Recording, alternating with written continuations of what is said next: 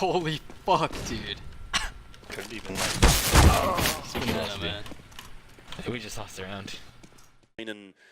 Shining hope, I suppose, over on that Gambit side, and he does have the op again in his hands. He's looking to try and get aggressive on short, and I was gonna say is in a great position to find this opening kill on Angel, but ends up just having his head completely ripped off, and Bondik is gonna go ahead and actually suffer a similar fate.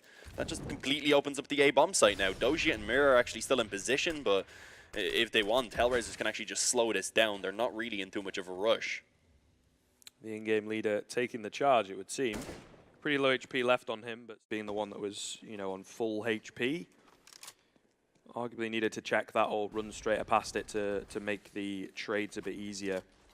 Unfortunately, it doesn't go that way, and he gets himself a nice little 3K. Perfect flash here as well. Angel with a speedy little ace. Goodness me, out of nowhere. They were all stacked on top of each other, but like I say, a great flash comes in. I believe it would have been from Issa. It was, yeah. That is nasty. And he's earning a lot of bank. Gets himself a very early and very fast ace as well. Yeah, indeed he does. Getting himself up to, I believe it was $3,000 there for himself off the back of that ace on the MP9. Not going to bother upgrading off of it either, surprisingly. With that many kills, he probably could have afforded to have just got himself an M. It's been semi-effective, I would say. Hobbit, though, again, holding a pretty nasty angle, a relatively new sort of angle here on Dust 2. Has to turn away from the flashbang. So Molotov and Nade to follow. Bondik going to get taken down to 10 HP in such an awkward spot. Issa as well gets mollied out, misses the shot, but the spray return from Hobbit is almost good. Such low HP players here on this T side. Axel and Bondik, though, both chiming in. Deadfox finds himself suddenly in a 2-on-1, but it is definitely doable for him. Clean headshot onto Axel. Knows that Bondik has got to be around this site here. It comes down to the mind games. Flash going to go high, doesn't blind up Bondik at all. Deadfox doesn't seem to know where he is at all, but has plenty of time with that kit, making so much noise, though. Bondik playing the box perfectly. Oh my god, he is right next to him right here. This defuse not yet coming in. It does get tapped. Deadfox just to the right. Bondik waiting to spray down, but eventually gets it. And the positional advantage secures yet another round for Gambit. Hobbit looking to try and get aggressive on long, needs to be cautious because of course Doji is going to be waiting for any aggression. He finds the headshot quite easily. Woxic going to be up close on long, actually allowed to have the time to pull it back so that he can actually find that second kill on the Doji. Goes for the repeat and takes down Bondik.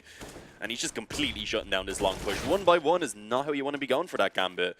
Given the chances to Woxic, who we know definitely has the skill to capitalize on those mistakes, and he ends up making a quad kill in the end. That's just awkward for Gambit. Doja doing good work on that lurk as well. There you go, Woxic is going to find one. The AWP of Mo holding things down. Split on both sides. It comes down to 1 versus 1. Doja gets his knife out at the wrong time. Thought that he'd check the angle, and Hobbit is gifted an easy kill.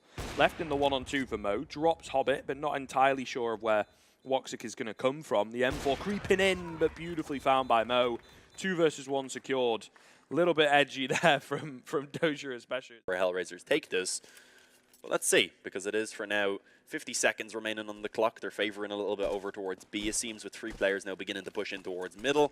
Smoke going to be placed down, and there's going to be 2 players to try and actually deal with this. Doja alongside Axel to try and actually hold it down.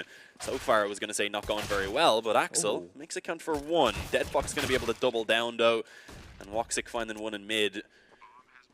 Does manage to actually retain that man advantage for Hellraiser. So it's all on the Mo now, trying to come in towards this B bomb site. 2 players to find. That's not going to be easy, but actually as he goes in pre-fire and he tags Issa down to only 9 health, 1 more bullet needs to be connected towards the body for him to finish that one off. And sadly wasn't able to do so, being shut down by Deadfox on that P250. Twist and Taco just took control completely. 15 to 10 then. This is certainly a last chance saloon for the Polish side. A very, very weak buy indeed. Mihu with the best weapon being an MP9. He does have a kit as well, but ultimately it's going to need a bit of a hero plate. Ooh, Taco on the op. An interesting choice. Not the player that normally picks it up, but he was able to go ahead and use it efficiently early on by dropping Snatchy. Needs to be cautious, of course. There is another player up close, but it's the players that are further away that he's going to go ahead and actually take down. Neo trying to swing in, ends up getting completely shut down as well.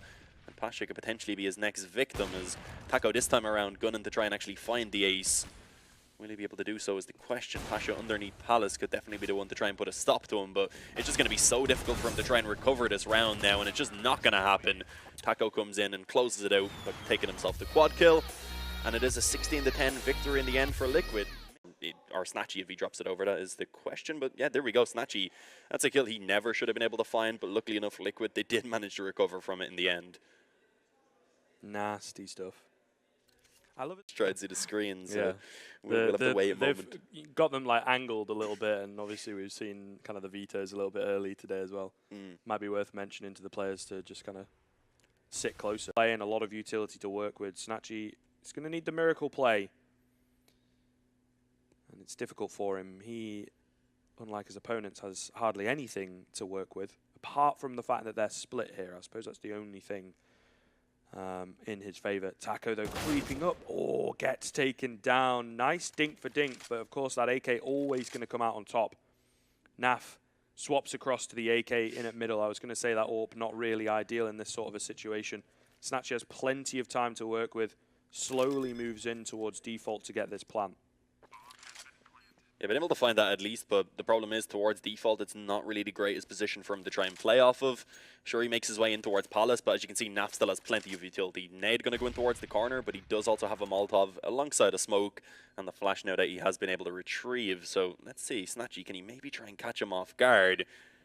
Looks like he's going to try and maybe peek out now. Naf yet to actually tap the bomb, eventually does so. It is 10 rounds now on the board for VP, and doesn't look like they're going to really shy away from this aggression anytime.